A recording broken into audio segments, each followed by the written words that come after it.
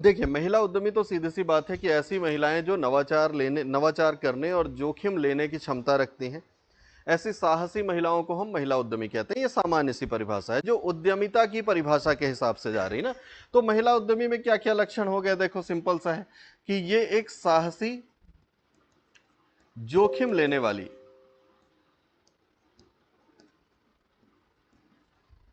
Plus नवाचार करने में सक्षम,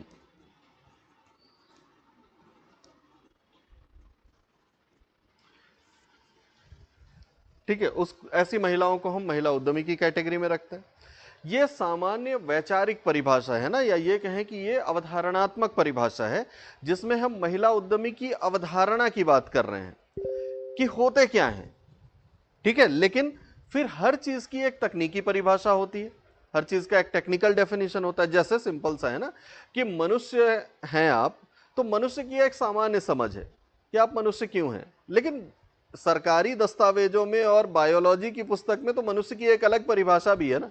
तो वैसे ही जब हम भारतीय परिप्रेक्ष्य में या वैश्विक परिप्रेक्ष्य में भी महिला उद्यमी की परिभाषा देखते हैं, तो सामान्य तौर पर हम ऐसे महिलाओं को उद्यमी मानते हैं जिनकी किसी व्यावसायिक गतिविधि या उद्यम में कम से कम 51% की भागीदारी होती है, ठीक है, अथवा ये ऐसे उद्यमों को लीड कर रही होती हैं जिनमें कम से कम 51% या 50% से अधिक कर्मचारी और श्रमिक महिलाएं होती हैं।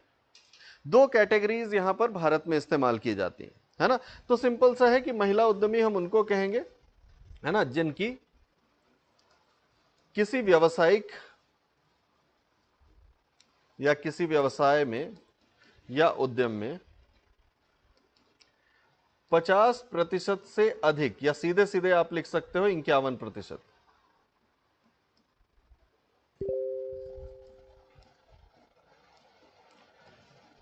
हिस्सेदारी होती है, अथवा किसी ऐसे उद्यम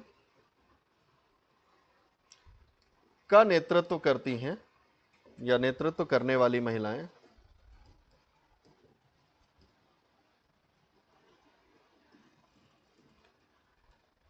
जिनमें 50% से अधिक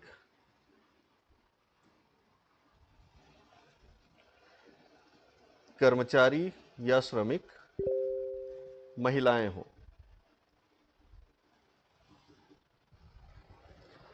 ठीक है, तो ये एक सामान्य सी समझ हो गई ना कि परिभाषा। अब ये सरकारी परिभाषा है, सरकारी दस्तावेज उन्हीं उद्यमों को महिला उद्यम कंसीडर करता है। अब सरकारी दस्तावेजों में असल में महिला उद्यमी की परिभाषा नहीं है, उद्यम की परिभाषा है, जिसको हम विमेन एंटरप्राइज के नाम से जानते हैं ना, विमेन एंटरप्राइज, विमेन एंटरप्रेनर के नाम से नहीं, ठीक है।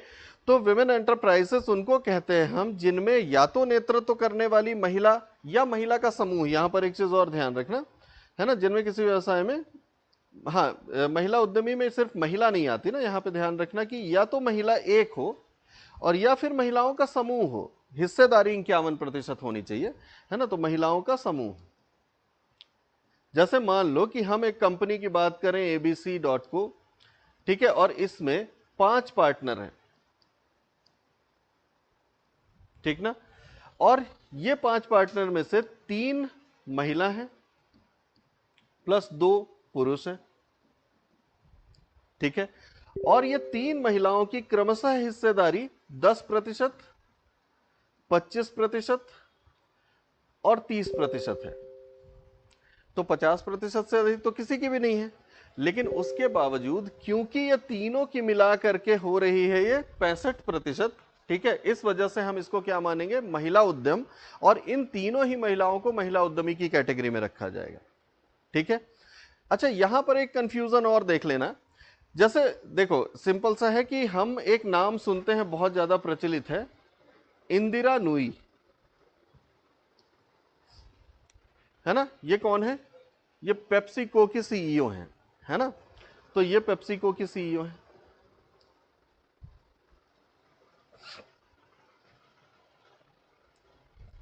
है ना। अब ये उद्यमी हैं अथवा नहीं है, अगर आपसे कोई पूछे तो आप क्या कहेंगे, ये उद्यमी नहीं है। महिलाओं की व्यावसायिक भागीदारी के आधार पर हमको उनको दो श्रेणियों में रखते हैं, मतलब यहां पे कंफ्यूज नहीं होना है ना, ये व्यावसायिक महिला या बिजनेस वीमेन है, ठीक है, या इनको बिजनेस लीडर की कैटेगरी में रखा जाता है।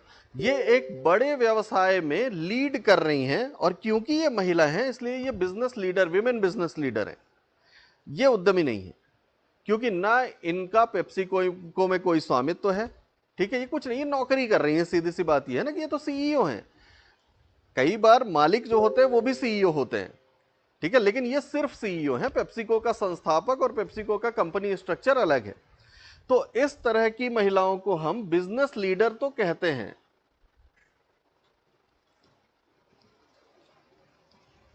ठीक है, लेकिन ये एंटरप्रेन्योर नहीं है।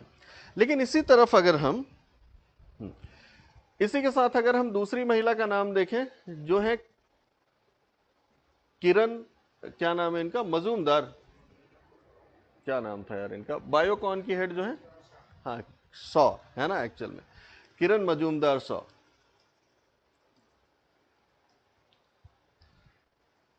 ठीक है। अब ये बायोकॉन की हेड है, ठीक है, ये संस्थापक भी हैं, सीईओ भी हैं, ठीक है, ये एक्चुअल में विमेन एंटरप्रेन्योर है, ठीक ना।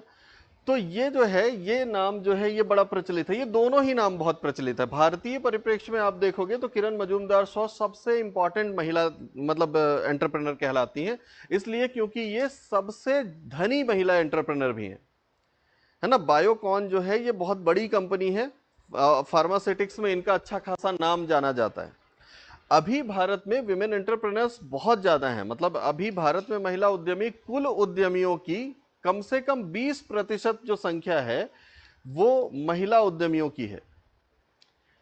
लेकिन इसको पर्याप्त क्यों नहीं माना जाता, क्योंकि जनसंख्या में भागीदारी तो लगभग 50% की है, तो 20% ही क्यों, और ये भी पिछले एक दशक में जो है ये तेजी से थोड़ी सी बढ़ती हुई दिखाई देती है, अदरवाइज ये पहले उतनी ज्यादा थी ही नहीं, ठीक है। और इसकी भी शुरुआत बहुत पुरानी नहीं है, मतलब भारत में महिला एंटरप्रेन्योर्स की या महिला उद्यमियों की शुरुआत बहुत ज्यादा पुरानी नहीं है। 2001 में इसकी शुरुआत होती है।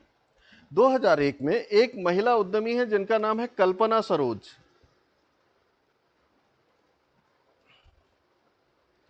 इनका नाम इंपॉर्टेंट क्यों है, क्योंकि ये भारत की पहली महिला उद्यमी है, ठीक है। इन्होंने एक कंपनी खरीदी थी एक्चुअल में, मतलब इनकी खुद की स्थापित नहीं थी, एक पुरानी बर्बाद हो चुकी ट्यूब्स की कंपनी थी जिसका नाम था कमानी ट्यूब्स।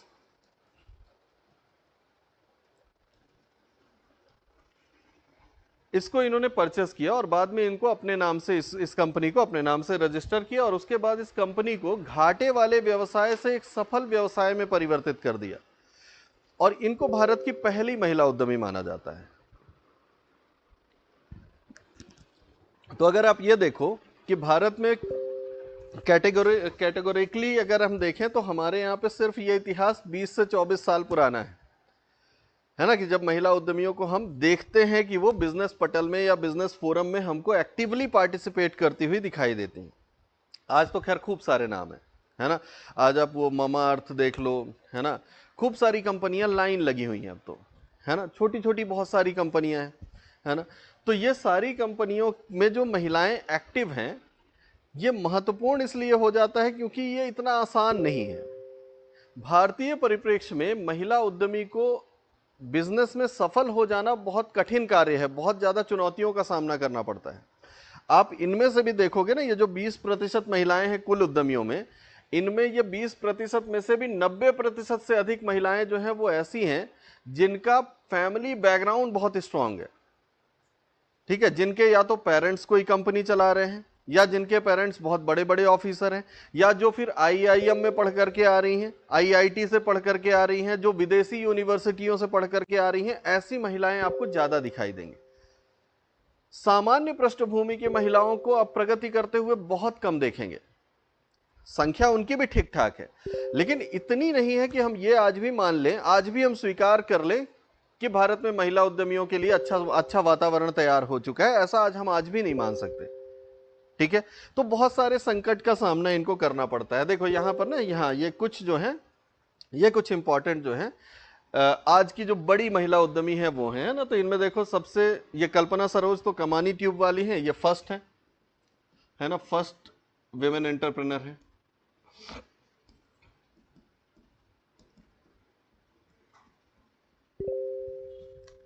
ठीक है, पहली है।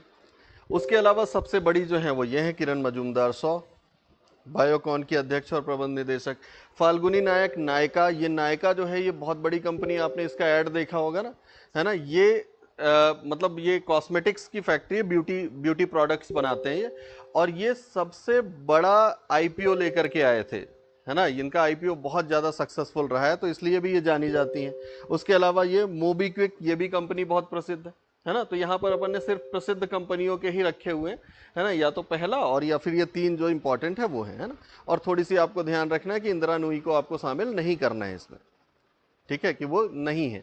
और इस तरह की और भी महिलाएं अगर आपको दिखाई दे तो वो भी नहीं है, मतलब किसी कंपनी में बड़े पद पर हैं, ठीक है, या किसी बैंक की हेड हैं, तो वो असल में जैसे चंदा कोचर है ना। अब चंदा कोचर के आईसीआईसीआई बैंक की हेड, अब तो खैर उन्हें रिजाइन कर दिया है क्योंकि वो वीडियोकॉन के लोन मामले में वो फंस गई थी, है ना, करप्शन के चार्जेस लगे तो उन्होंने रिजाइन कर दिया, अभी हाल की तो घटना है। लेकिन चंदा कोचर भी एक सफल बिजनेस लीडर मानी जाती हैं, है ना, कि जो बैंक में छोटे पद से शुरू करके आईसीआईसीआई जैसे बैंक का जो सबसे बड़ा प्राइवेट सेक्टर बैंक है वो, हाँ प्राइवेट सेक्टर ही है ना आईसीआईसीआई, हाँ, तो प्राइवेट सेक्टर बैंक की हेड बन गई, ठीक है। तो यहां तक उनकी प्रगति को हम बिल्कुल रिकॉग्नाइज करते हैं, लेकिन वो एंटरप्रेन्योर नहीं है ना, वो भी बिजनेस लीडर है जैसे इंदिरा नूई बिजनेस लीडर है, सही है ना।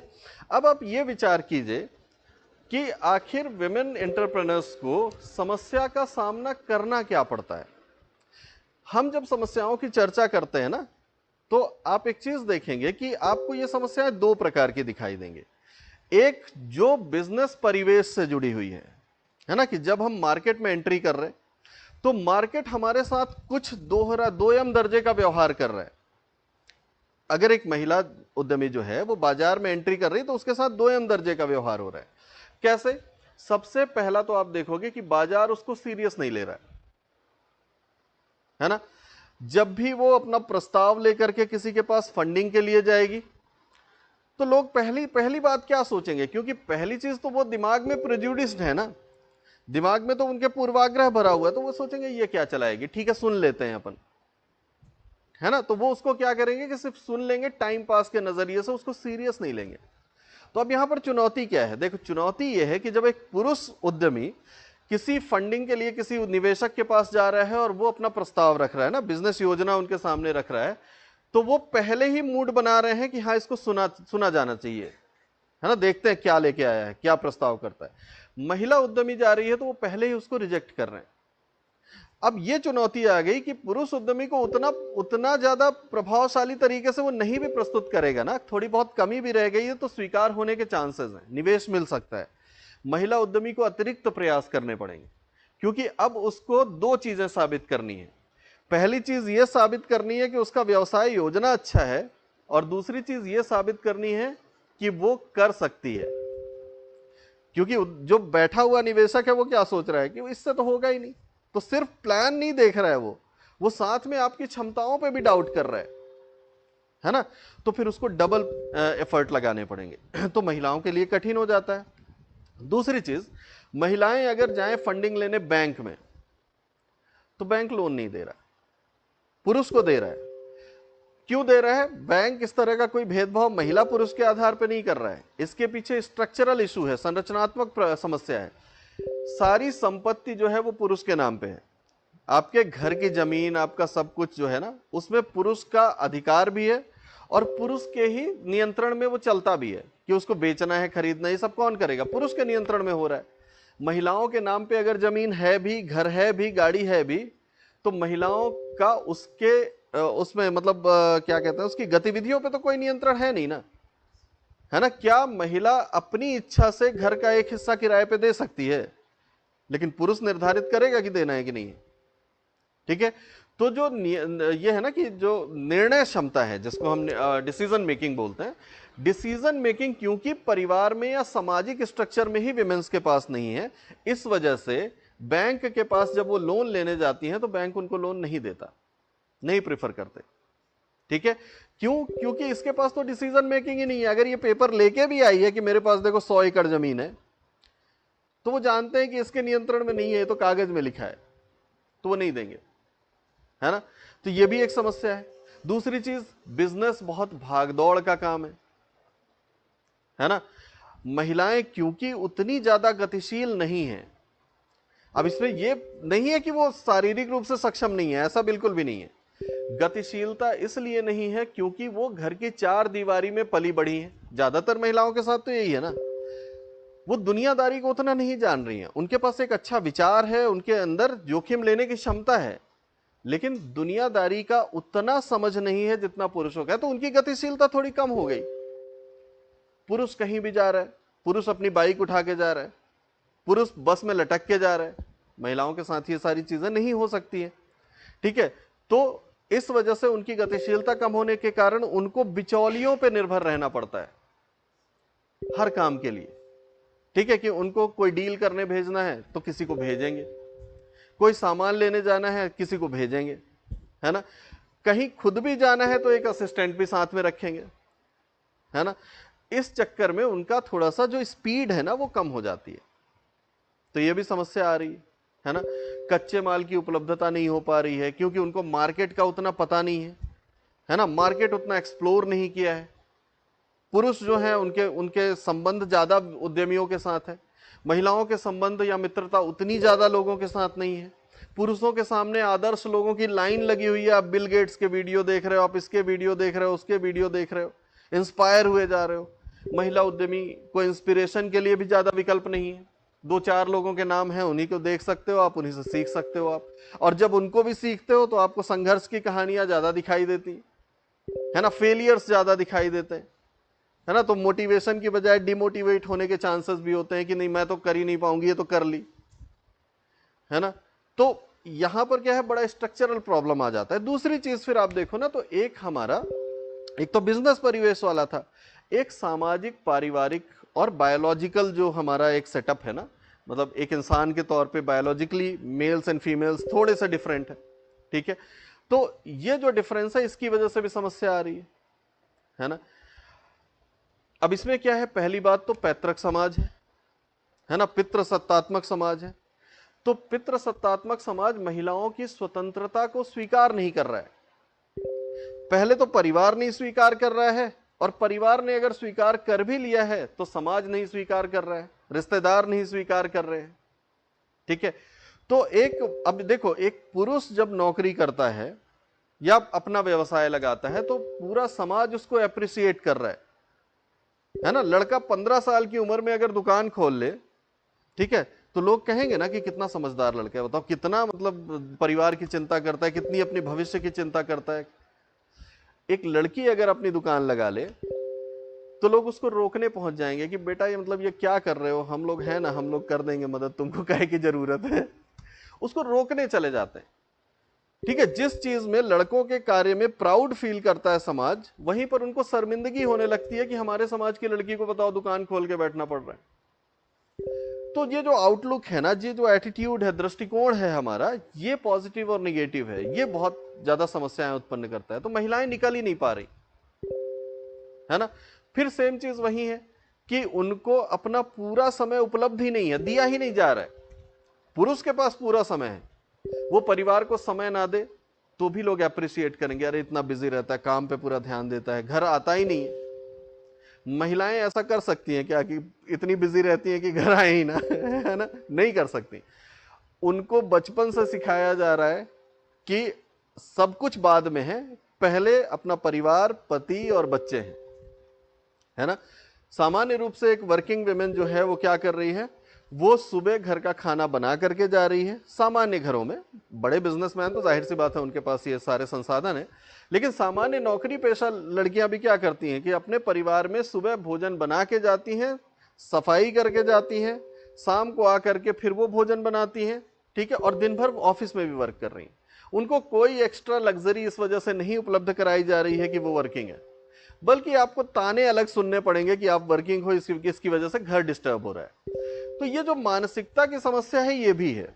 तो इस तरह से आप देखोगे कि बहुत सारी समस्याओं का मिला जुला रूप जो है ये महिलाओं की उद्यमिता में बाधा बनता है ना। अब इसमें खूब सारी समस्या है, देखो हमने इसमें काफी सारी समस्याएं इंडिकेट की हुई हैं। हम महिला उद्यमी के समक्ष आने वाली समस्याओं को दो भागों में बांटते हैं। सामान्य समस्याएं वो हैं जो सामान्य रूप से बाजार संबंधी है, बाजार या व्यवस्था संबंधी, ठीक है, जो एक सामान्य उद्यमी के तौर पे उनको सामना करना पड़ता है ना। महिला होने के तौर पे तो उसका प्रभाव अलग हो जाता है, लेकिन सामान्य समस्या है जो सबके लिए, बट पुरुष वहां आसानी से काम कर लेता है, महिलाओं को समस्या आती है। और एक समस्याओं का समूह है जो विशेष है, जो उनके महिला होने की वजह से ही है, ठीक है। तो अब आप देखो कि सामान्य समस्या में तो एक ये आ गया कि भाई जोखिम वहन करने की क्षमता। अब ये पुरुष में और महिलाओं में हो सकती है समान, लेकिन जब वो अर्थव्यवस्था में एंट्री करती हैं तो दोनों की क्षमताओं में फर्क आ जाता है, ठीक है। क्यों? क्योंकि आपके जोखिम वहन करने की क्षमता को लोग स्वीकार ही नहीं कर रहे हैं, और इसकी वजह से आपकी जोखिम वहन करने की क्षमता कम हो जाती है नहीं, लेकिन क्योंकि लोग स्वीकार नहीं कर रहे हैं, आपकी क्षमता उतनी ज्यादा विकसित नहीं हो पाती है और आप वो कहीं ना कहीं दबी दबी रह जाती है ना। फिर इसके बाद उद्यमी प्रवृत्ति का अभाव।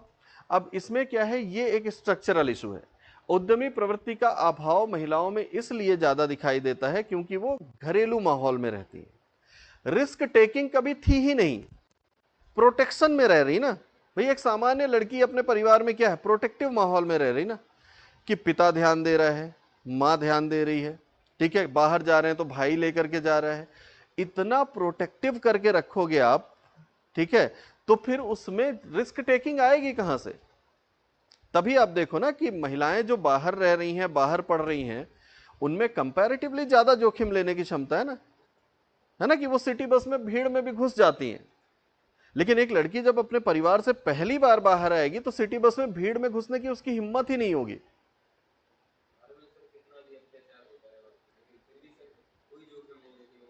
हाँ, वो बिल्कुल रिस्क नहीं ले सकती ना, वो सब कुछ सह लेती हैं। भाई ज्यादातर भारत में बहुओं के साथ जो अत्याचार होते हैं ना, वो क्या है, वो जोखिम लेने की आदत नहीं है। और जिसमें है जोखिम लेने की आदत, वो लेते ही है ना जोखिम, कि वो घर परिवार छोड़ करके चली जाती है कि तुम अपना अपने पास रखो, मैं देख लूंगी जो होगा। यही तो रिस्क है ना, क्योंकि भविष्य का तो पता ही नहीं है कि क्या होगा। लेकिन प्रोटेक्टिव माहौल में रहने की आदत की वजह से बच्चे जो हैं वो प्रोटेक्टिव माहौल में ही रहना सीख जाते हैं कि मैं कहां जाऊंगी, वो वाली फीलिंग ना। तो ये जो है ना, ये भारतीय समाज के परवरिश का नुकसान है कि मतलब लड़कियों को खास तौर पे इतना ज्यादा बांध दिया गया है कि जोखिम लेने की प्रवृत्ति कम हो गई है। क्षमता कम नहीं है, प्रवृत्ति कम हो गई है, क्षमता उतनी ही है, ठीक है। फिर प्रबंधकीय क्षमता का अभाव, कभी कुछ मैनेज ही नहीं करने दिया गया उनको। घरेलू समस्याओं तक में तो उनसे पूछा नहीं जाता है ना। मतलब आप ये देखें कि सामान्य भारतीय परिवार में तो बच्चों के विवाह के डिसीजन भी पुरुष लेकर के लड़के की मां को बता देता है कि उनके यहां लगा दी है शादी ठीक है, हाँ ऐसा ही ना होता है। सोचे तुमसे भी पूछ लें वो भी उस घर में जहां थोड़ी सी वो लिबरल माहौल है ना, तो वहां वो ये कह देता है सोचे तुमसे भी पूछ लें कि ठीक है कि नहीं। और उसको पता है कि मुझे यही कहना पड़ेगा कि ठीक है ना का तो विकल्प ही नहीं है। तो बात वही है ना कि प्रबंधन किसी चीज का करने ही नहीं दिया जा रहा, ना संपत्ति का प्रबंधन हो रहा है, ना रिश्तों का प्रबंधन हो रहा है, ना संबंधों का प्रबंधन हो रहा है, तो फिर वो प्रबंधन आता नहीं ना, है ना। फिर बाजार प्रतिस्पर्धा, पुरुष डोमिनेटिंग मार्केट है पूरा का पूरा, है ना। वहां पर महिलाएं जब एंट्री करती हैं तो उनको बहुत हैवी कंपटीशन का सामना करना पड़ता है ना। और ये प्रतिस्पर्धा वैसी नहीं होती है, ये प्रतिस्पर्धा इस लेवल पर चली जाती है कि आपको काम करने ही नहीं दिया जाएगा, है ना। मतलब सामान्य प्रतिस्पर्धा नहीं है, सामान्य तो पुरुषों के बीच भी है प्रतिस्पर्धा ना, लेकिन वो बहुत सामान्य है। महिला के प्रवेश करते ही उसके महिला होने की वजह से प्रतिस्पर्धा का स्वरूप बहुत ज्यादा बदल जाता है, ठीक है। और वहां पर सर्वाइवल का प्रश्न आ जाता है। वित्त की समस्या, वही मैं बताया कि कोई बैंक नहीं दे रहा, है ना, कोई पैसा नहीं देने को तैयार है, इन्वेस्टर इन्वेस्ट करने को नहीं तैयार है, बहुत एक्स्ट्रा एफर्ट लगाने पड़ेंगे। जैसे मैं कह रहा था ना, 90% महिला उद्यमी अपने माता पिता मतलब अपने बैकग्राउंड की वजह से उद्यमी है, इसलिए क्योंकि फंड मिल जाते हैं घर से कि पिता की कंपनी है, पिता ने करोड़ों कमाए हैं तो 2-4 करोड़ दे दिया कि तुम भी जाओ कर लो, ठीक है। वो सहयोग दे रहा है, समर्थन दे रहा है, बाहर से वित्त जुटाना बहुत मुश्किल है ना। महिलाएं जो भी बाहर से फंडिंग उठा पा रही हैं, उन्होंने शुरुआत में फंडिंग नहीं प्राप्त की, वो बाद में निवेशक के पास जब सक्सेस हो जाता है बिजनेस, फिर तो सबको चाहिए ना, फिर तो हर कोई इसमें मौका ढूंढता है, तो फिर मिल जाता है, लेकिन शुरुआत में बहुत मुश्किल हो जाता है, जबकि पुरुष को शुरुआत में मिल जाता है। ठीक है। विपणन की समस्या, कॉमर्शियल एक्टिविटीज, बेचना खरीदना, है ना, इन सब में भी समस्याएं आ रही हैं। इसलिए क्योंकि बाजार तक डायरेक्ट पहुंच कभी रही नहीं, वही चीज की बिचौलियों का सहारा लेना पड़ेगा। और बिचौलिया क्या करेगा? बिचौलिया अधिक लाभ कमाने के चक्कर में विमेंस को एक्सप्लॉइट कर रहा है, उनके साथ गलत तरीके से डील कर रहा है। गलत तरीके की डील मतलब जो चीज जितने में बिकनी चाहिए उतने से कम में खरीद रहा है वो, और उधर जाके महंगे में बेच रहा है। क्योंकि पहली बात तो वो यही मान रहा है कि इसको आता नहीं, दूसरी चीज वो ये मान के चल रहा है कि ये और जाएगी कहां, इसके पास ऑप्शंस ही नहीं है ना। तो इस तरह की चीजों को सोच करके गड़बड़ होती है। जटिल कानूनी प्रक्रिया, उद्योग लगाने की प्रक्रिया भारत में सरल नहीं है। आपने कल ही देखा कि कितने सारे कानूनी प्रावधानों का पालन करना पड़ता है। ठीक है। उसके अलावा मतलब यह है कि इसमें ऑफिसेस के चक्कर आपको लगाने हैं। कानूनों की समझ तो एक अलग चीज है, चलो पढ़ लिख करके लड़कियों में कानूनों की समझ आ जाती है, लेकिन ये जो एक्टिविटीज है, जो पेपर वर्क है, डॉक्यूमेंटेशन है, इन सब चीजों में जो उनको समय लगने वाला है, ठीक है, वो पुरुषों की तुलना में थोड़ी सी कम सहज होती हैं। कि आपको कोर्ट में जाना है, एफिडेविट बनवाना है, ये चालान बनवाना है, वो चालान बनवाना है, भाग दौड़ बहुत ज्यादा, उसकी वजह से भी एक चुनौती का सामना करती हैं। और गतिशीलता की समस्या ये वही है ना, कि मतलब उनका जो मार्केट एक्टिविटीज में जो उनकी वो है, क्या कहते हैं अपन को, मूवमेंट जो है ना, वो उतना फास्ट नहीं है, वो स्लो हो जाता है। फिर अगर विशिष्ट समस्या देखो तो फिर इसमें क्या है, पुरुष प्रधान समाज है हमारा, है ना, पारिवारिक असहमति रहती है, परिवार नहीं चाहता है कि आप काम करें, है ना, समर्पित समय की कमी है, बच्चों में टाइम जा रहा है, फैमिली में टाइम जा रहा है, आप डेडिकेटेड टाइम नहीं निकाल पा रहे हैं, जब आप सिर्फ काम के बारे में सोचें, है ही नहीं समय। आत्मविश्वास की कमी, कारण वही है कि आप एक ऐसे समाज में रह रहे हैं जहां पर आपको दबा करके रखा गया है, तो आपका आत्मविश्वास वैसे ही डाउन है, आपको हर बार एहसास दिलाया जा रहा है कि आप नहीं कर सकते, तो आपके अंदर कहां से आएगा विश्वास कि हम कर सकते हैं, है ना। तो ये भी समस्या है। तकनीकी जानकारी का अभाव, आपको बाजार की तकनीकी जानकारी नहीं है क्योंकि आप बाहर कभी निकले ही नहीं, है ना। श्रमिकों और कर्मचारियों का अलग नजरिया, एक मेल बॉस होगा, ठीक है, तो जो भी ऑफिस के वर्कर या फैक्ट्री के वर्कर होंगे वो उसकी बातों को बहुत सीरियसली सुनेंगे और पालन करेंगे। एक फीमेल बॉस होगी तो उसकी बातों को ना सीरियसली सुना जाएगा और ना ही उसका पालन किया जाएगा। अब ये सामान्य है ना, ये आप खुद भी देखेंगे, ये इस लेवल तक है कि डिस्ट्रिक्ट कलेक्टर अगर एक पुरुष है तो ऑफिस थरथराता है, और डिस्ट्रिक्ट कलेक्टर एक महिला है तो उसका आदेश सुनने के बाद लोग कहते हैं ठीक, कहती तो रहती है। हाँ, प्रेशर बनाते हैं। हाँ, मतलब विमेन कलेक्टर है ना, तो उसके सामने कोई भी नेता बना रहता है, पुरुष के सामने चूचा नहीं होती है वो जानते ये जेल भिजवा देगा, है ना। तो अब ये क्या है ना, स्ट्रक्चरल इशू। अब दिक्कत ये हो जाती है कि फिर विमेन जो है ना, जो बड़े पदों पर हैं या एंटरप्रेन्योर हैं, वो कितना भी अपने आप को संभालने की कोशिश करें, समाज उनको तोड़ने में लगा रहता है। वो बाहर से कितनी भी मजबूत दिखें, लेकिन उनको हर समय ये जो चुनौतियां सामना करना पड़ता है ना, अंदर से वो वीक होती जाती हैं, है ना, टूटती जाती हैं। क्योंकि वही होता है ना कि आपके पद की इज्जत नहीं कर रहा है कोई, आपके प्रयासों की इज्जत नहीं कर रहा है कोई, आपको सिर्फ इसलिए हल्के में लिए जा रहा है क्योंकि आपकी जेंडर आइडेंटिटी अलग है ना। तो आप सोचिए कि अंदर से आपको कितना खराब लगेगा।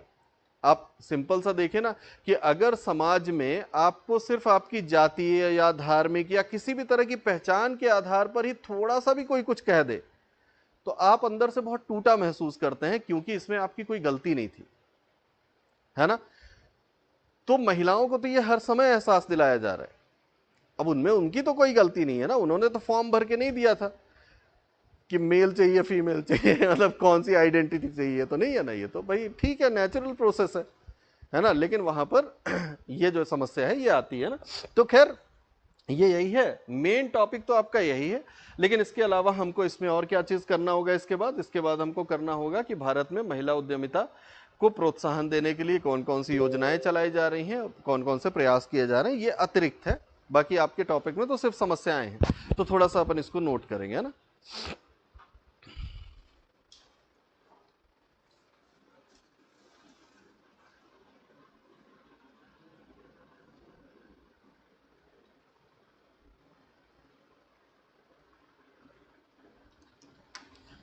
ठीक, तो इसमें लिखिएगा, पहले एक इंट्रोडक्टरी लाइन लिख लीजिएगा।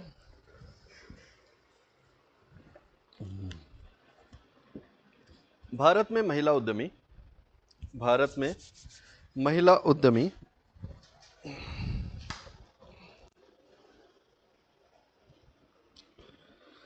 देश के आर्थिक विकास, देश के आर्थिक विकास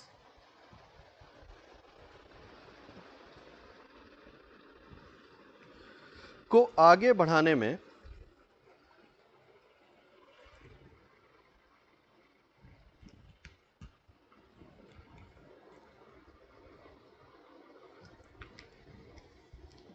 महत्वपूर्ण भूमिका निभा रही हैं, महत्वपूर्ण भूमिका निभा रही हैं।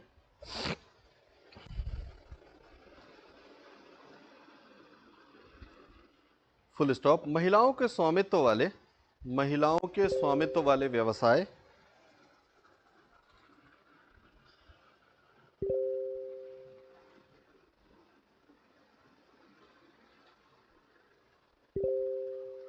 वर्तमान में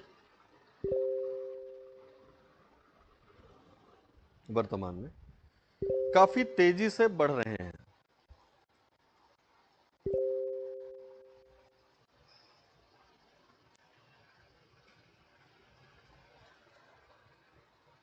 ठीक है, पैराग्राफ चेंज कीजिएगा, लिखिएगा बेन एंड कंपनी, BAIN, सीधे सीधे बेन भी लिख सकते हैं आप, बेन एंड कंपनी,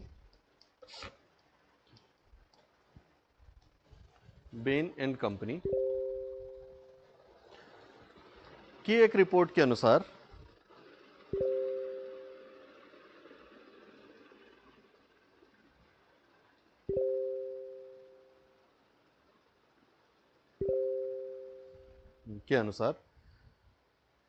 भारत के कुल उद्यमों में, भारत के कुल उद्यमों में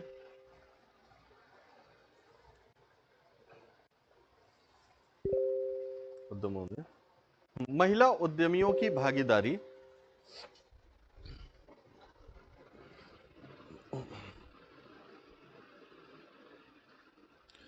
लगभग 20% है।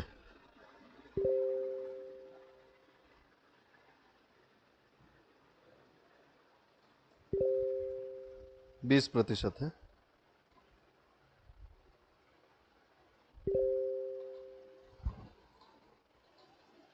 ठीक,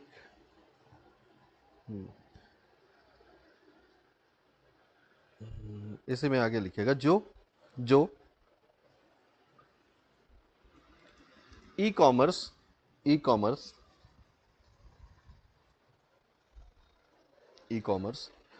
मनोरंजन,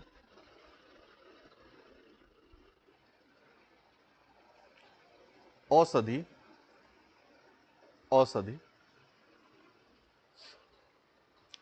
तकनीक एवं प्रौद्योगिकी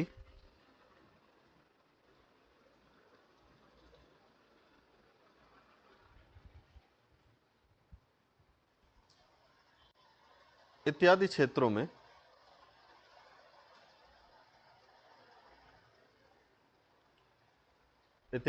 में उच्च स्तरीय प्रदर्शन कर रहे हैं।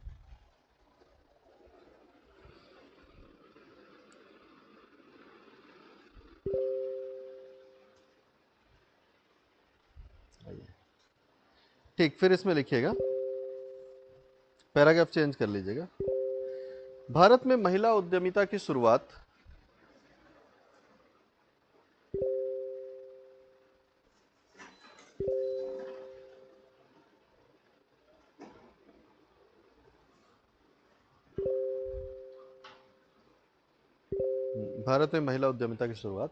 वर्ष 2001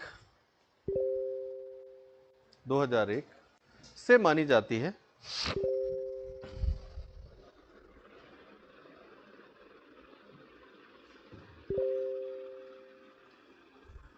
ठीक है, तथा तथा कल्पना सरोज या कमानी ट्यूब्स, ऐसा लिखे, कमानी ट्यूब्स की फाउंडर और सीईओ, कमानी ट्यूब्स की फाउंडर और सीईओ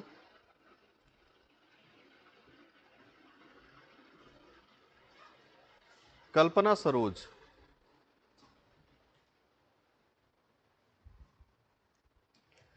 कल्पना सरोज को भारत की पहली महिला उद्यमी माना जाता है।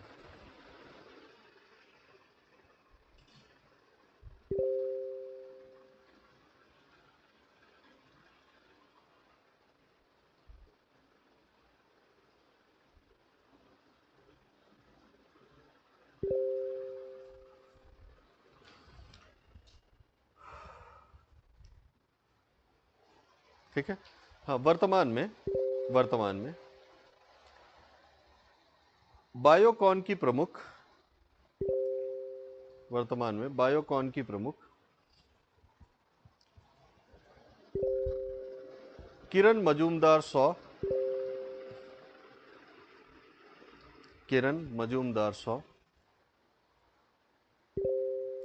कॉमा नायका की प्रमुख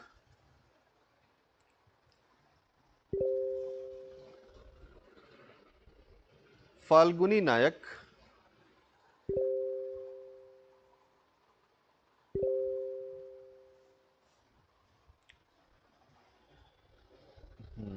मोबीक्विक की प्रमुख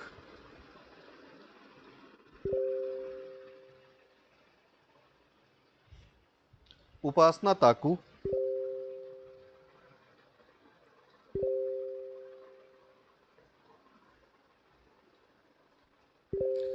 और सेवा की संस्थापक, और सेवा SEWA कहते हैं ना इसको, सेवा के संस्थापक क्या है, सौम्या, नो सॉरी, सौम्या कह रहा हूं, ईला भट्ट, ईला भट्ट है ना, ईला भट्ट।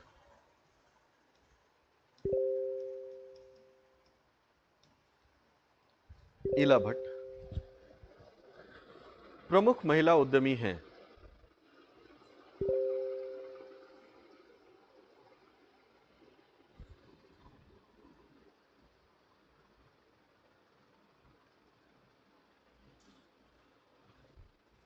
ठीक ना, इनमें ये जो ईला भट्ट है ना, इनको आप, इनका नाम ध्यान रखिएगा। सेवा बहुत महत्वपूर्ण संगठन है ना, मतलब जैसे अगर आप सबसे महत्वपूर्ण नाम आज की डेट में देखें तो कल्पना सरोज तो पहले नंबर पे है, इसलिए महत्वपूर्ण है, अदरवाइज ये सबसे इंपॉर्टेंट है क्योंकि ये सर्वाधिक धनी महिला है, महिला उद्यमी है। और ईला भट्ट इसलिए क्योंकि इनका मेन जो योगदान है वो कोऑपरेटिव टाइप का है ना, कि मतलब ये समाज सेवी है। इनका जो संगठन है ये सेवा, ठीक है, ये असल में एक समाज सेवी संगठन है जो उद्यमी प्रवृत्ति से काम करता है। इसको कहा जाता है सेल्फ एम्प्लॉयड वीमेन एसोसिएशन, है ना। तो ये एक्चुअल में सेल्फ एम्प्लॉयड वीमेन एसोसिएशन है, तो कहीं पे लिख लेना इसको।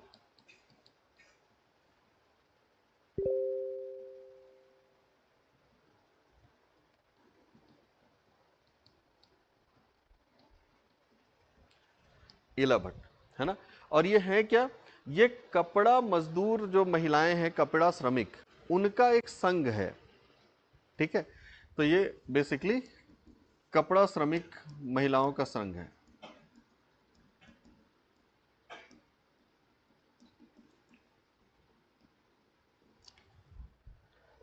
ठीक है, तो ये भी सक्सेसफुल महिलाएं कहलाती है ना। इनको सॉफ्ट एंटरप्रेनर कहा जाता है, एंटरप्रेनर कहा जाता है, सॉफ्ट एंटरप्रेनर या सौम्य उद्यमी के नाम से प्रसिद्ध है। मतलब ये कि आपसे पूछा जाए कि किस महिला उद्यमी को सौम्य उद्यमी कहा जाता है, तो वो असल में ईला भट्ट है ना। तो इसलिए इनका नाम वैसा है। तो ये सब महत्वपूर्ण नाम है ना। अब अपन करेंगे कि इसकी परिभाषा वगैरह क्या है ना। ये तो हो गया एक प्रारंभिक परिचय जिसमें आप कुछ दो चार उदाहरण जान गए, है ना। तो उदाहरण वगैरह जैसे कहीं लिखने की आवश्यकता हुई, या किसी का मान लो कि जैसे इसमें आपसे पूछा जा सकता है कुछ नामों को ना, क्योंकि जब आप जा ही रहे हो तो जैसे कल्पना सरोज एक पर्सनालिटी के तौर पे आपसे 2 नंबर में पूछी जा सकती है किरण मजूमदार 100 पूछी जा सकती है, इला भट्ट पूछी जा सकती है। और लोग इतने इंपॉर्टेंट नहीं है, क्योंकि और लोग असल में थोड़ी सी वैसे हैं, मतलब ग्लैमर वाला जो एक फील होता है ना, उस पे ज्यादा जाते हैं। तो ये बाकी लोग थोड़ी सी ग्लैमरस वाले एंटरप्रेनर हैं, ठीक है, बैकग्राउंड काफी ठीक ठाक रहा है इनका। तो आपको जो बड़ी सक्सेस दिखेगी वो इनकी दिखेगी, इनकी दिखेगी, इला भट्ट की दिखेगी। इनको हम सक्सेसफुल कह सकते हैं, भले पैसे उतने ना कमाए हो, ठीक है। तो ये उस सेंस में सक्सेसफुल है जिस सेंस में अपन इसको पढ़ रहे हैं ना, कि वेमेन एंटरप्रेन्योर कैसे संघर्ष करके आगे निकलते हैं, उस सेंस में ये सक्सेसफुल है। तो अब इसमें अपन नीचे वो कर लेते हैं, इसके बाद परिभाषाएं, पैराग्राफ चेंज करके, या आप लिख ही लें, एक हेडिंग लिख लीजिए, महिला उद्यमी की परिभाषा।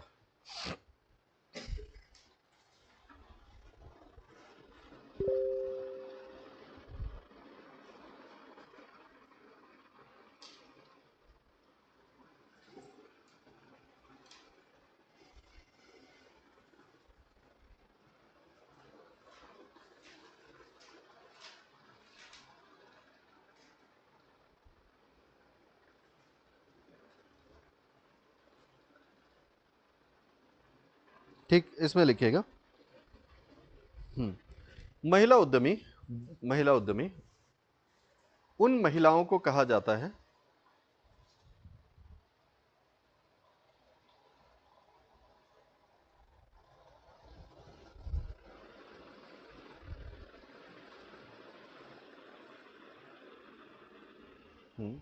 जिनमें चुनौतीपूर्ण जोखिम लेने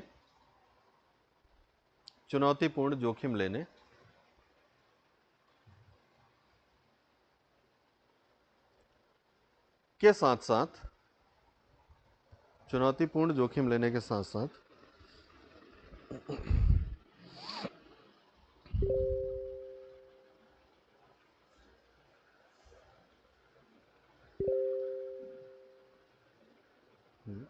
नवाचार को लागू करने की क्षमता होती है।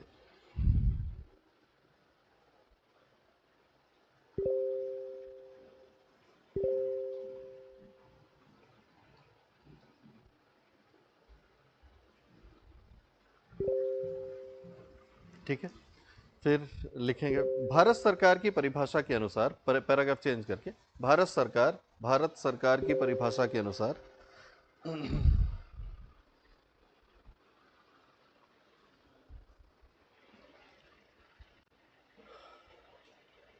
महिला उद्यमी वह महिला है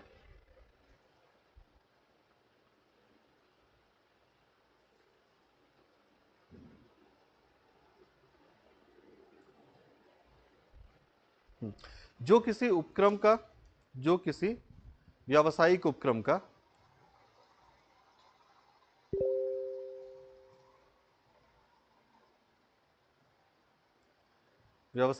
का प्रवर्तन और संचालन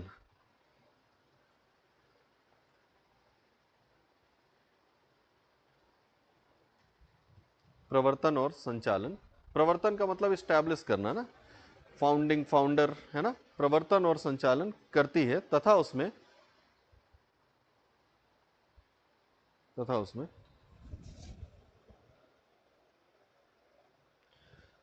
उसकी हिस्सेदारी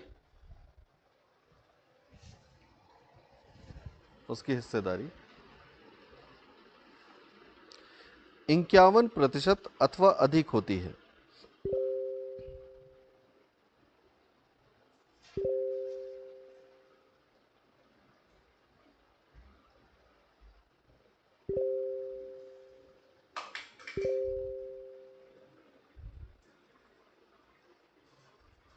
ठीक है, हाँ, भारत सरकार के विकास आयुक्त, इसी में आगे लिख लीजिएगा पैराग्राफ चेंज करके, भारत सरकार के विकास आयुक्त। हाँ हाँ, ये कंप्लीट हो गई है, लेकिन इसी का एक्सटेंशन है एक्चुअल में, परिभाषा सिर्फ इतनी ही है। ठीक है, हाँ, भारत सरकार के विकास आयुक्त कार्यालय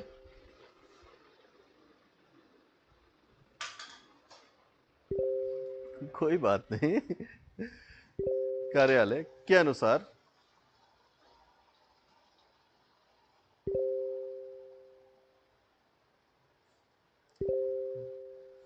एक महिला उद्यमी नहीं ना, महिला उद्यम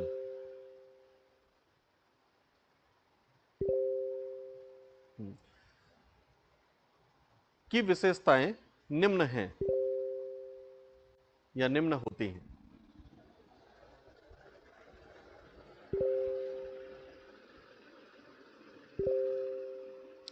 से पॉइंट में लिखेंगे पहला,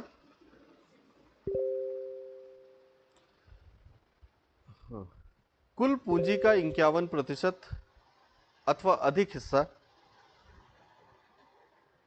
कुल पूंजी का 51% अथवा अधिक हिस्सा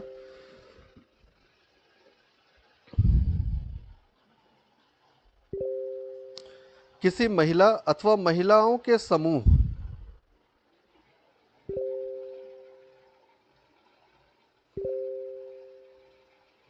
किसी महिला अथवा महिलाओं के समूह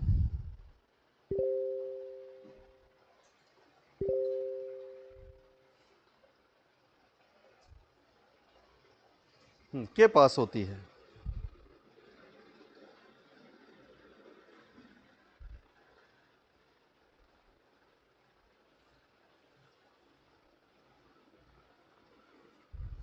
ठीक है। दूसरा,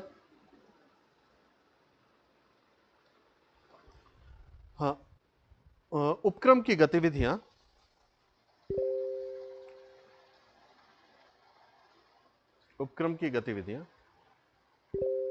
महिलाओं के नेतृत्व में संचालित की जाती हैं।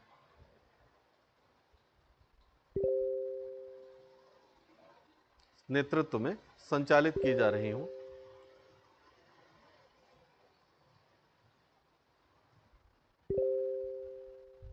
और फिर तीसरा, उपक्रम में कार्य करने वाली महिलाएं, उपक्रम में कार्य करने वाले लोगों का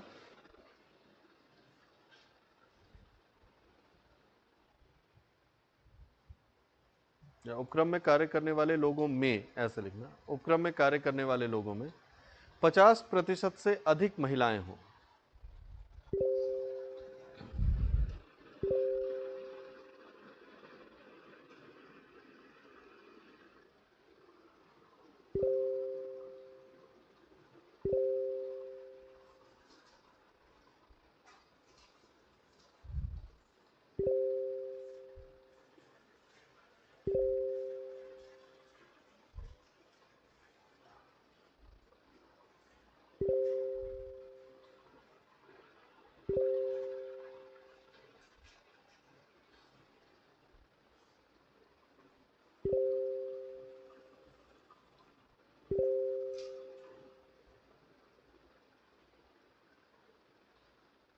ठीक ना?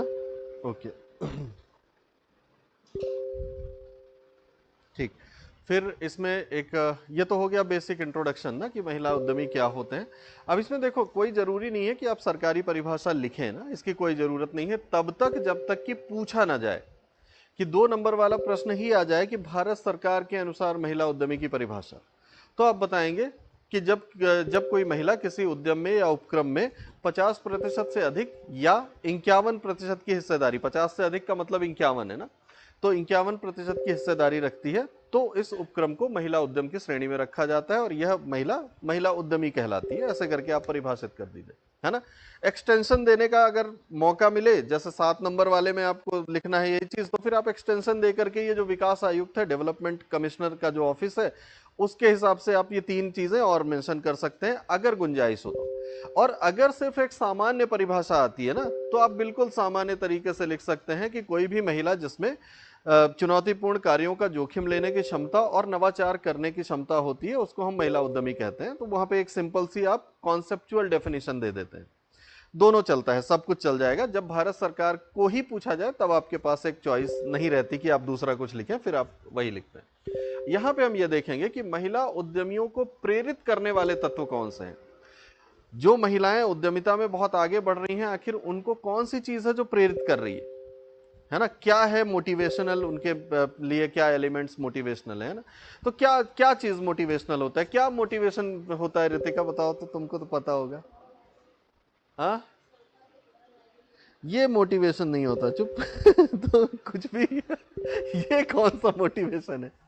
नहीं, मैं ये कह रहा हूं, हाँ, मोटिवेशन का मतलब ये योजना तो आपके समर्थन में है ना। आपको कौन सी चीज मोटिवेट कर रही है कि आप ये सब छोड़ें, ये जो पारिवारिक माहौल है इससे बाहर निकलें, है ना। ये सब जो लोग कह रहे हैं कि नहीं तुमको तो घर में रहना है, तुमको तो ये करना है, तुमको वो सब छोड़ करके जो आप बाहर निकलते हो ना, तो आखिर किस चीज की तलाश में निकलते हो, कौन सी चीज है?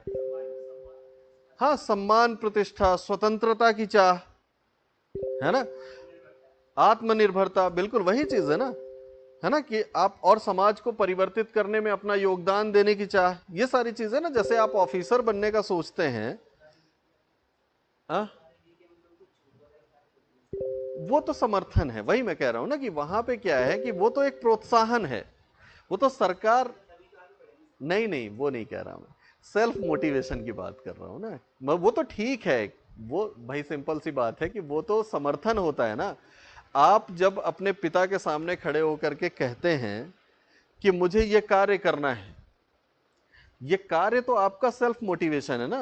फिर पिताजी कहते हैं कि ठीक है तुम ऐसा करो कि मेरे से 1 लाख रुपए ले लो, वो उनका समर्थन है, उनका प्रोत्साहन है। तो सरकार जब कोई योजना लाती है ना तो वो प्रोत्साहन दे रही है, मोटिवेट नहीं कर रही है। मोटिवेशन के लिए सरकार कुछ प्रोग्राम चलाती है, वो अलग है ना। मोटिवेशन के लिए जैसे वो आर्थिक सशक्तिकरण के लिए आजकल नारी शक्ति प्रोग्राम चलता है ना, शक्ति।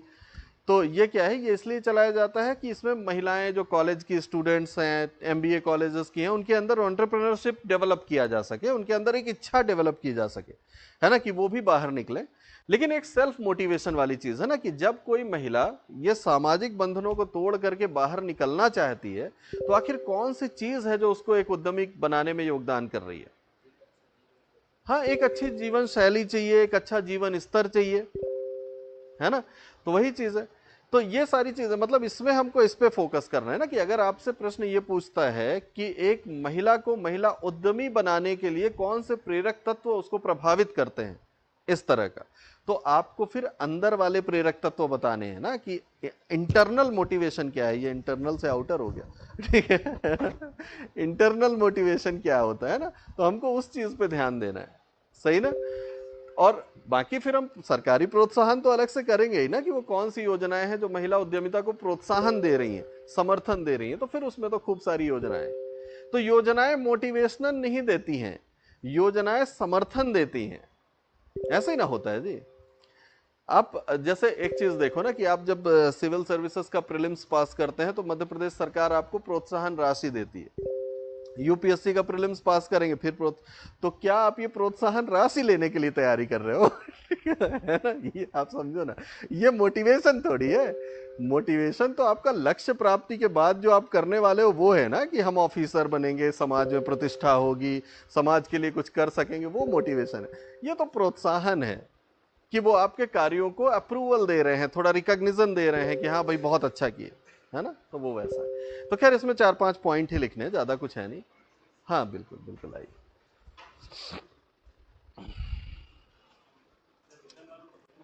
हाँ जी, जनरल वाला कुछ नहीं देते हो? हाँ, शिवराज एक दिन फोन किया था कि उसके किसी मित्र का यूपीएससी प्री हुआ है ना, तो सर कोई प्रोत्साहन मिलता है क्या? मैं बोला हाँ, वो जाओ तुम वो डिस्ट्रिक्ट हेडक्वार्टर में जाकर के आदिम जाति कल्याण विभाग का वो बैठा होगा कमिश्नर, डिप्टी कमिश्नर, उनके आवेदन कर देना फॉर्म भर के। तो कहता है सर वो तो जनरल कैटेगरी की है। पूछना ही नहीं चाहिए था। है ना, जनरल कैटेगरी को कहाँ कुछ मिलता है ना। इन्हीं को मिलता, जनरल को नहीं देते वो कुछ। ठीक है, तो ठीक, कितना मिलता है जी? 30 मिलता है। और यूपीएससी के लिए, उसके लिए भी 30? नहीं, अलग है। यूपीएससी का 20 और उसके लिए 30 यूपीएससी के लिए। फिर मेंस के लिए शायद ऐसा है कि एमपीपीएससी के लिए 30 या 25 है और उसके लिए 50 है, ऐसा है ना। तो ये मोटिवेशन थोड़ी है कि अपन इसके लिए पढ़ रहे हैं कि 25,000 रुपया मिलेगा। है ना? ये प्रोत्साहन है, गवर्नमेंट चाहती है कि आप और मेहनत कीजिए, तो आपको एक तरह से वो प्रोत्साहन राशि दे रही कि अच्छा किए हो तो ये ले लो, है ना, वो वैसा है। तो प्रोत्साहन अलग है। तो समझ गई ना रितिका, सरकारी योजनाएं मोटिवेशन नहीं देती है, प्रोत्साहन देती है, समर्थन देती है कि आपके पास पैसे नहीं, हम दे रहे हैं, ऐसे वाला है ना। तो वो ऐसा होता है। नहीं जी, ऐसा बिल्कुल नहीं है।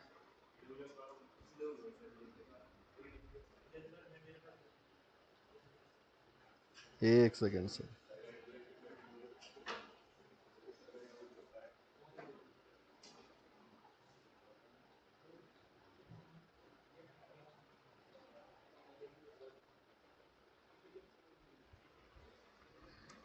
हाँ, तो ऐसा ही है ना, जनरल वालों को कहाँ कुछ मिलता है। अरे वो तो फर्जी वाले ले गए। ठीक है, तो ईडब्ल्यूएस ले गए दूसरे लोग जिनको जरूरत नहीं थी। अब पकड़े जा रहे। वो सब की इस समय सांसें ऊपर नीचे होती होंगी, पता है। हाँ, वही वही। अरे अभी क्या है, कुछ समय पहले। नहीं, अब बाद में बताऊंगा।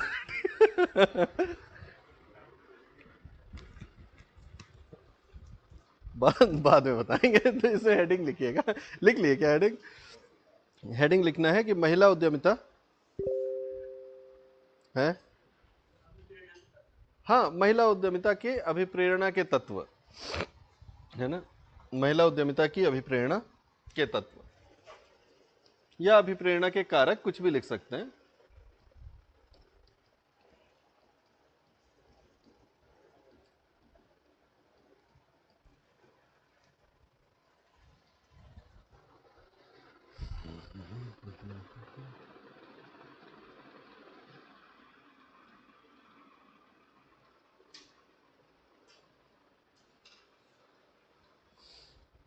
ठीक ना।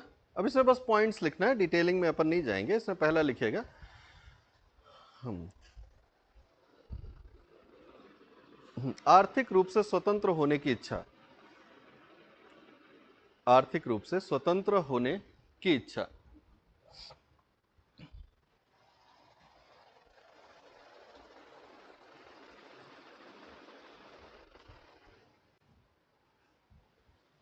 ठीक, फिर नेक्स्ट।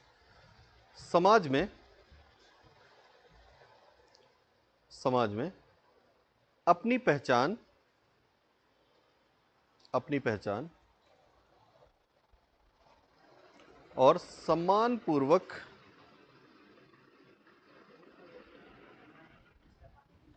हाँ बिल्कुल लिख सकते हैं, है ना। वो वही शब्द हैं, सब अलग अलग तरीके से एक्सप्रेस किए जाते हैं ना।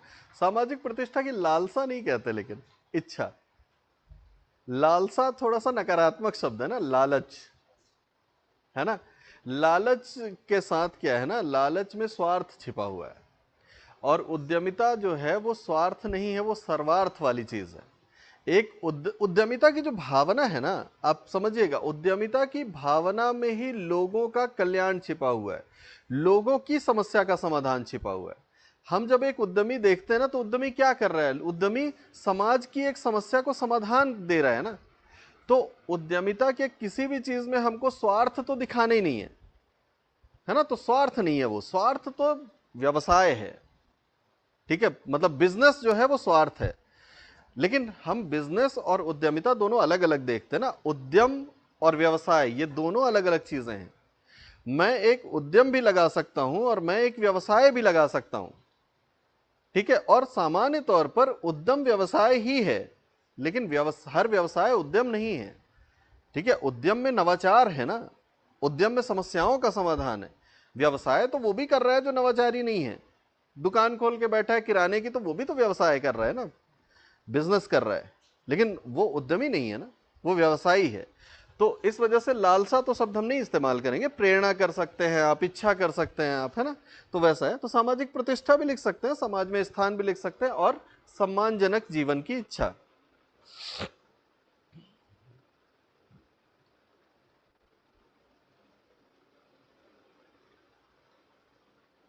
फिर नेक्स्ट इसमें लिखिएगा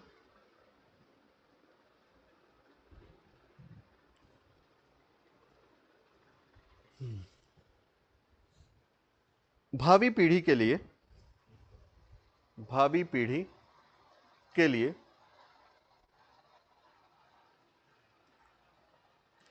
उज्जवल भविष्य बनाने का आधार, या उज्जवल भविष्य का आधार,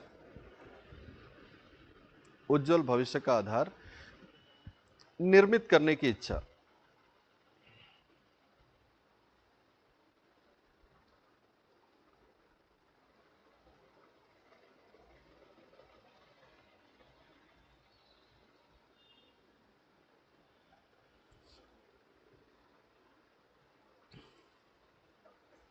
फिर अगला उच्च शिक्षा और योग्यता, उच्च शिक्षा और योग्यता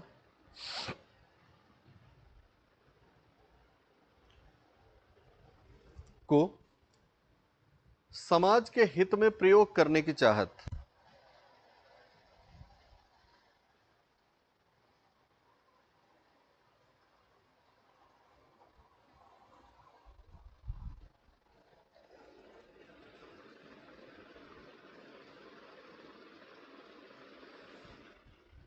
ठीक है, फिर अन्य महिला उद्यमियों,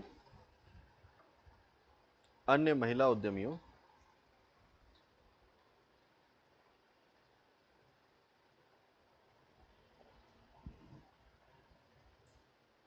से मिलने वाली प्रेरणा,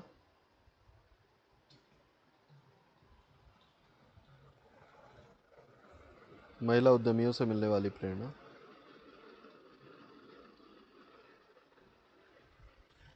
फिर नेक्स्ट, परिवार के लिए अतिरिक्त आय के स्रोत सृजित करने की इच्छा, या परिवार के लिए अतिरिक्त आय के स्रोत सृजित करना।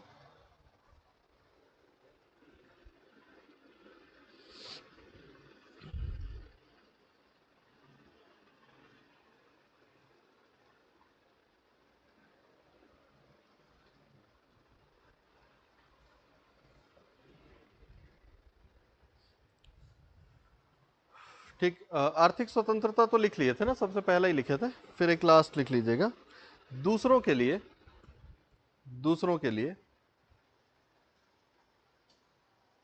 प्रेरणा स्रोत बनने की इच्छा, दूसरों के लिए प्रेरणा स्रोत बनने की इच्छा।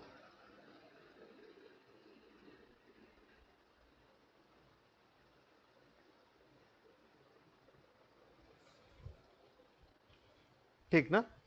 अब इसके बाद नेक्स्ट करेंगे भारत में महिला उद्यमियों के लिए चुनौतियां या समस्याएं, यह हेडिंग है ना।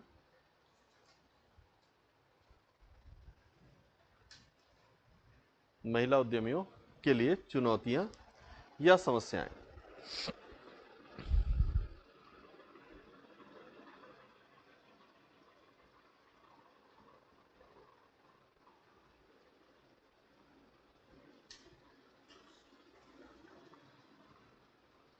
ठीक ना।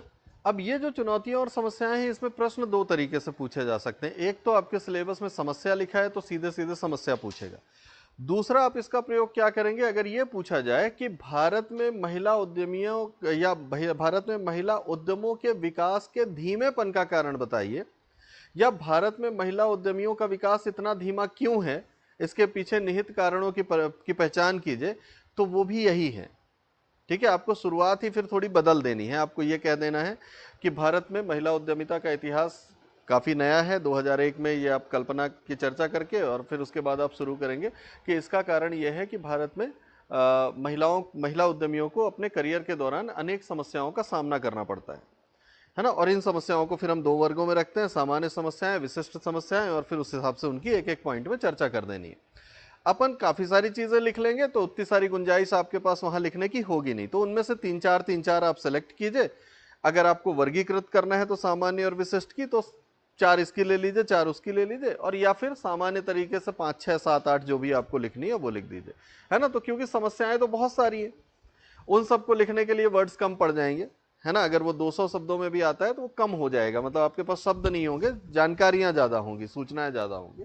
तो अपन उस टाइम पे चूज करेंगे कि कौन सी चुनना है, कौन सी छोड़ना है ना। तो इसमें खैर एक लिखिएगा, लिखिएगा, हाँ, भारत में मतलब अब डिटेल्स में अभी नंबर नहीं लिखेंगे, हाँ, पहले एक इंट्रोडक्शन लिख लें, है ना। भारत में महिला उद्यमिता के विकास की गति, महिला उद्यमिता के विकास की गति,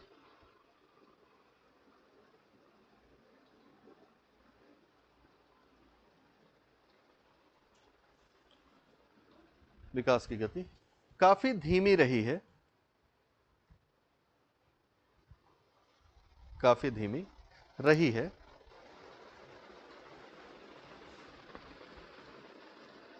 जिसका कारण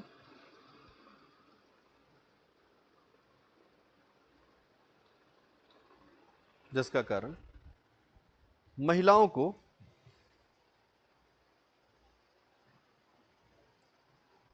या महिलाओं के लिखना जी, को नहीं करना ना, महिलाओं के कैरियर में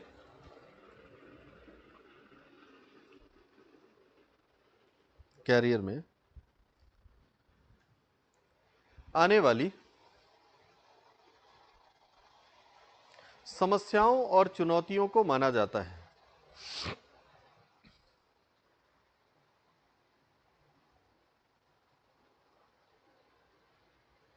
समस्याओं और चुनौतियों को माना जाता है।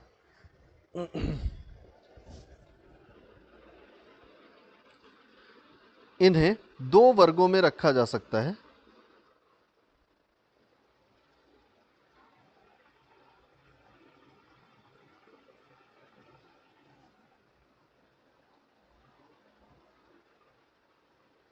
इन्हें दो वर्गों में रखा जा सकता है। ठीक है, पहला लिखिएगा सामान्य समस्याएं।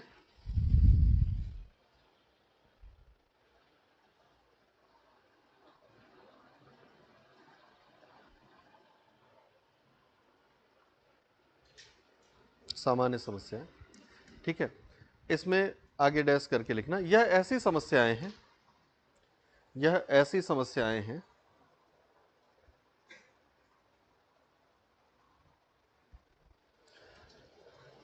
जो जो वर्तमान अर्थव्यवस्था और बाजार, वर्तमान अर्थव्यवस्था और बाजार की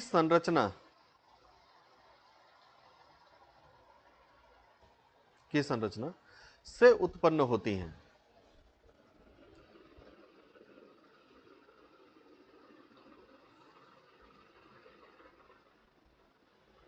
ठीक है, इनके अंतर्गत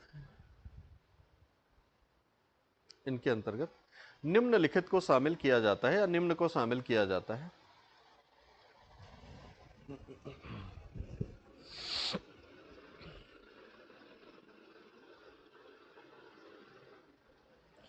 पहला इसमें लिखना उद्यमी प्रवृत्ति का अभाव।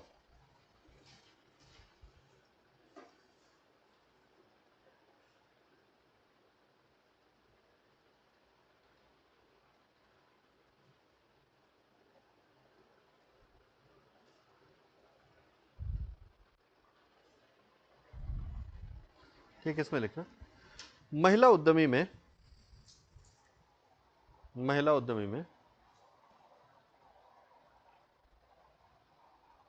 पुरुषों के समान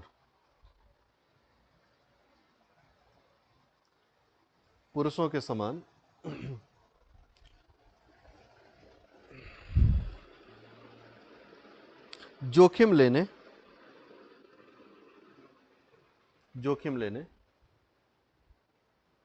कॉमा नवाचार करने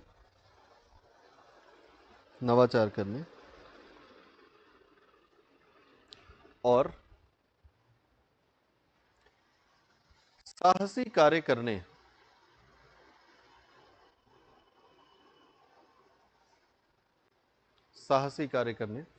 की क्षमता को स्वीकार नहीं किया जाता।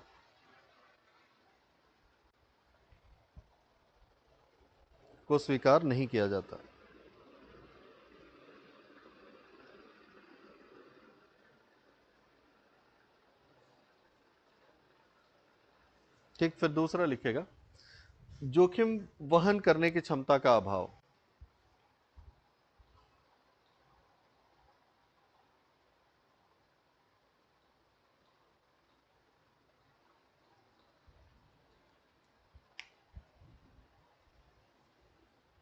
ठीक है, इसमें लिखेगा भारतीय पारिवारिक और सामाजिक संरचना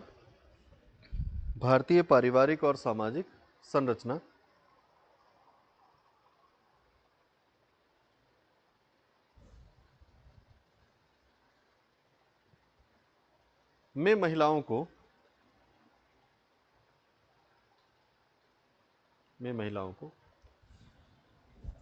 प्रारंभ से ही अत्यधिक सुरक्षित वातावरण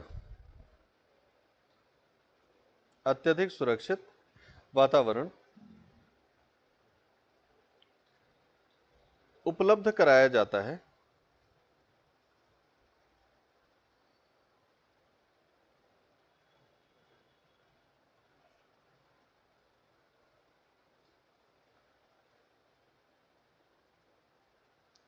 उपलब्ध कराया जाता है जिसके कारण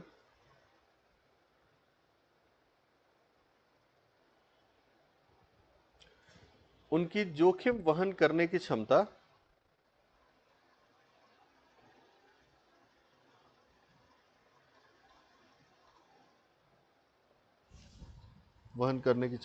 कमजोर हो जाती है।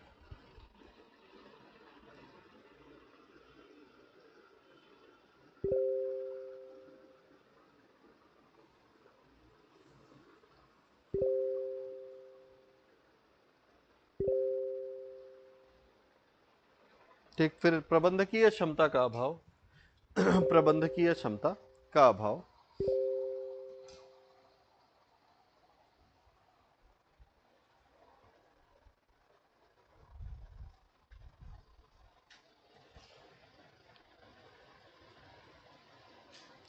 ठीक ना, इसमें लिखिएगा महिलाओं को पुरुषों की तुलना में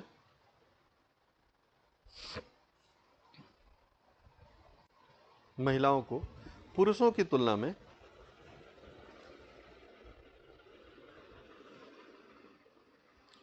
कम कुशल प्रबंधक माना जाता है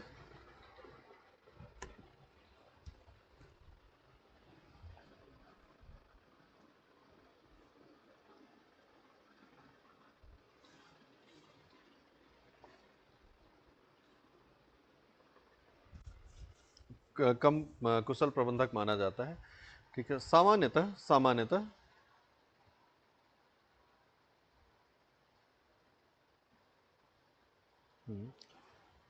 संगठन के अन्य सदस्य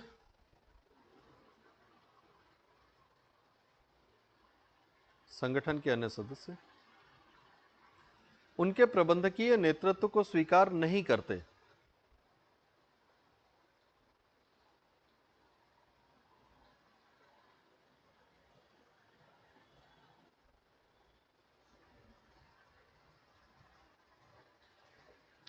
प्रबंधकीय नेतृत्व को स्वीकार नहीं करते जिससे उद्यम की उत्पादकता प्रभावित होती है जिससे उद्यम की उत्पादकता प्रभावित होती है।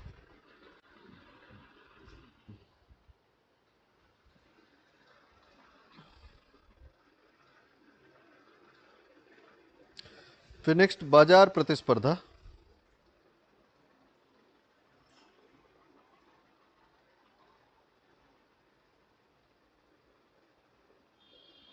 बाजार प्रतिस्पर्धा ठीक है, इसमें लिखेगा भारतीय बाजार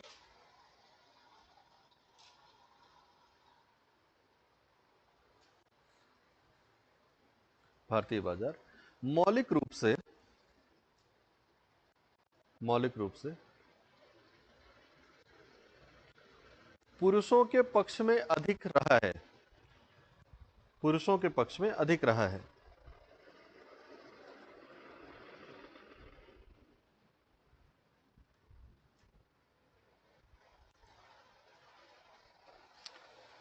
जिससे नई महिला उद्यमी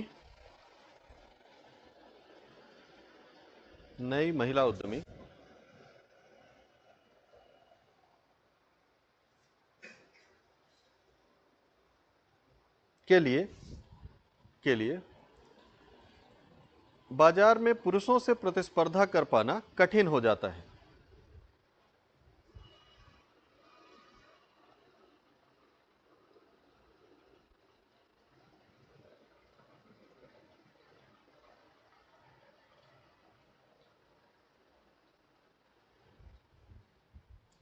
फिर वित्त की समस्या।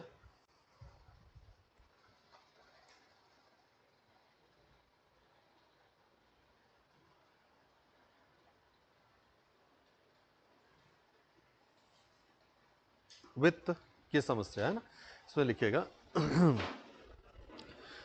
महिलाओं को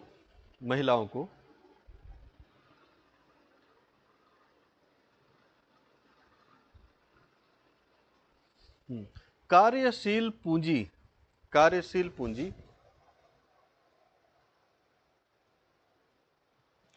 के अभाव का सामना करना पड़ता है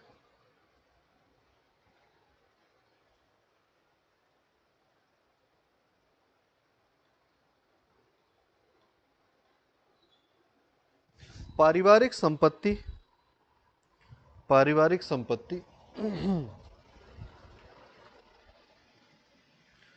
में कानूनी हिस्सेदारी न होने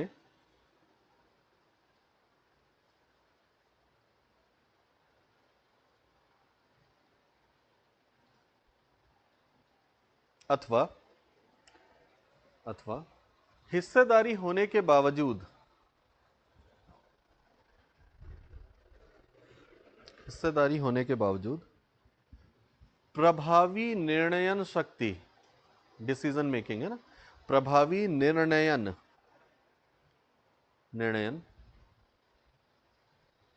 शक्ति न होने के कारण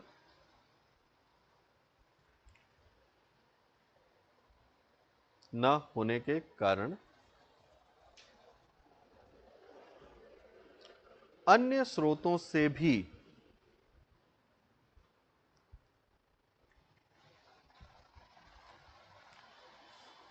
वित्त प्राप्त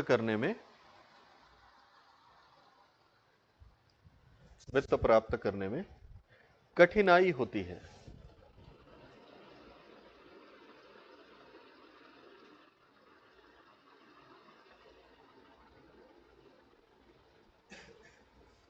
ठीक ना। फिर विपणन की समस्या,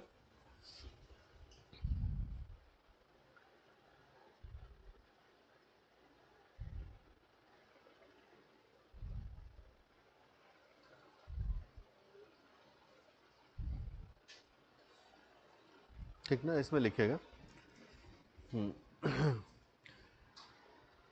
महिला उद्यमी को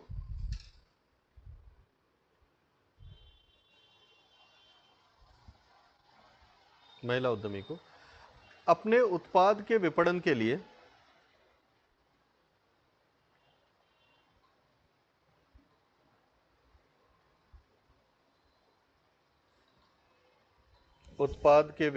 लिए बिचौलियों पर अधिक निर्भर होना पड़ता है, बिचौलियों पर अधिक निर्भर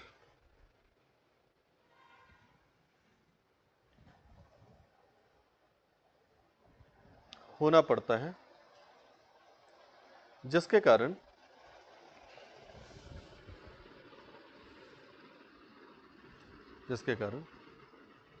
बिचौलियों द्वारा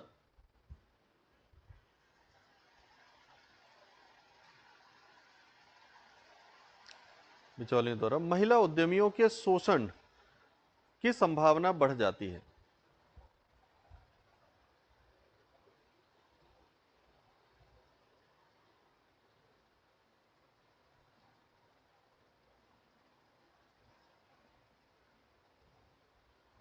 ठीक ना। फिर एक लिख लें, जटिल कानूनी प्रक्रिया,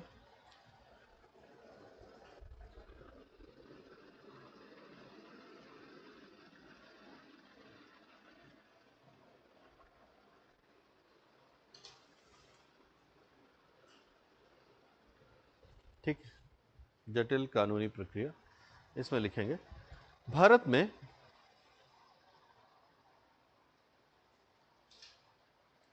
व्यवसाय स्थापित करना या व्यवसाय स्थापित करने के लिए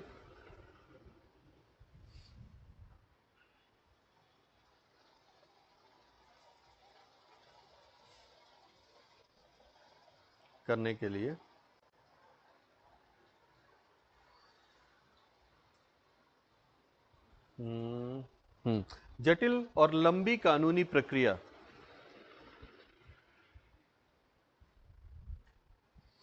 जटिल और लंबी कानूनी प्रक्रिया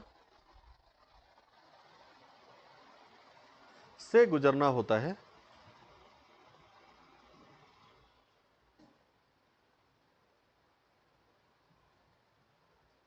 जो महिलाओं के लिए चुनौतीपूर्ण कार्य है।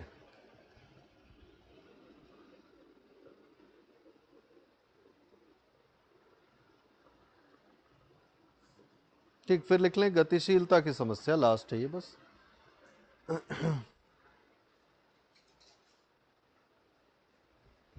गतिशीलता की समस्या।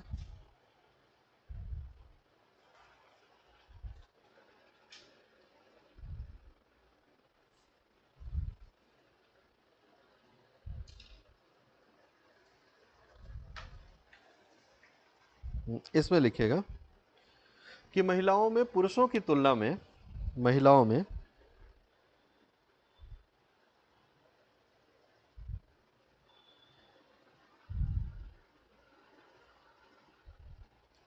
पुरुषों की तुलना में कम गतिशीलता होती है,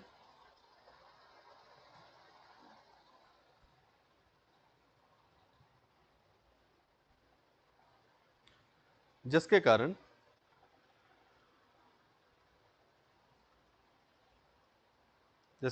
अधिकतर कार्यों के लिए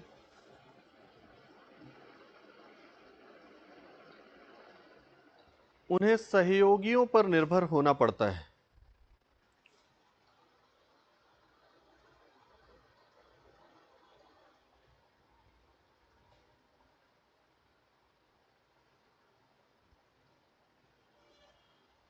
ठीक ना? तो बस ये हो गया विशिष्ट वाला, अपन अभी गैप लेकर के एक और उसके बाद करेंगे। तो इसमें यहां तक करना है ना। अब इसमें देखो ना, वही है कि रटने की कोशिश ना करना। ये जो मौलिक है ना, मौलिकता जो है, अब इसमें समस्याएं तो आप सबको पता ही है ना। तो याद वाद करने की जरूरत नहीं है। अब तो वैसे भी प्रश्न में 5-6 से ऊपर लिखने की जगह ही नहीं होगी, है ना। तो आपको जो जो रैंडम याद आती जाए आप बताते जाइए, है ना। तो वैसे हो जाएगा, तो याद करने में समय व्यतीत ना करें। तो विवेक, स्पीड से और राइटिंग में कोई इशू तो नहीं आ रहा है ना? अच्छा ठीक है, नहीं मतलब वैसे हाथ में कोई प्रेशर तो नहीं है ना? ठीक है ना। हाँ वही चीज है कि थोड़ी सी स्पीड बढ़ती जाएगी ना, है ना, तो अच्छा रहेगा, है ना। असल में विवेक पहले राइट हैंड से लिखते थे और अब उन्होंने लेफ्ट हैंड से लिखना शुरू किया है, सीखना शुरू किया है लेफ्ट हैंड से, और आप देखो उनकी राइटिंग बहुत अच्छी है। अब राइट हैंड से वो नहीं लिख पाते एक्चुअल में। और अब एग्जाम में रिक्वायरमेंट है, मेंस तो आपको लिखनी ही पड़ेगी, तो अपने आप को प्रिपेयर कर रहे हैं ना। तो ये बड़ी अच्छी चीज़ है देखो, है ना। वरना इसमें तो आदमी हार जाता है कि नहीं अब तो होगा ही नहीं, है ना। वही चीज़ है, सीखिए आप उनसे कुछ, जानिए उनके बारे में। है ना। सब कुछ मैं नहीं बताता, आप पूछिए। चलिए मिलते हैं अपन 15 मिनट में, है ना। चलो, थैंक यू।